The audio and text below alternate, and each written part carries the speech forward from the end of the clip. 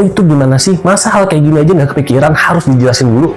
Ya, itu kalimat 8 tahun lalu yang gue dengar dari atasan gue saat gue pertama kali jadi IT Business Analyst. Jadi waktu itu gue sehabis meeting sama klien dan gue bikin kesalahan. Jadi bukannya gue waktu itu ditegur, gue malah diajak ke ruang meeting kecil sama atasan gue, yang mana dia sekaligus CEO di kantor gue.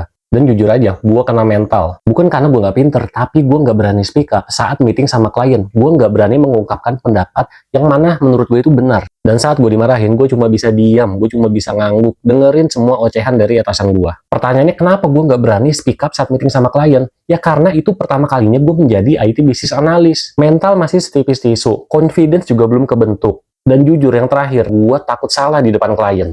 Di tengah atasan gue lagi marahin gue, dia sempat bilang kayak gini, biasanya kalau karyawan yang habis saya marahin kayak gini, besoknya nggak akan masuk. Dalam hati gue langsung bilang, oke, boleh gue ditegur, tapi gue nggak akan kabur, gue nggak akan selemah karyawan yang lainnya. Dan bener aja, besoknya gue tetap masuk ke kantor, dan gue bukan buat ngeluh, tapi buat introspeksi diri, apa yang harus gue perbaiki dari kejadian yang kemarin. Dan satu hal yang gue pelajari, setiap pekerjaan itu punya tekanannya masing-masing dan punya masalahnya masing-masing. Dan kalau di dunia IT Business Analyst, tekanannya itu datang dari berbagai arah. Kalian bisa dimarahin sama klien, bisa ditegur sama atasan, ataupun kalian bisa berantem sama tim project kalian sendiri. Tinggal satu pertanyaannya, lu mau kabur jadi pengecut, atau lu mau bertahan biar lu bertumbuh dan melatih mental lu?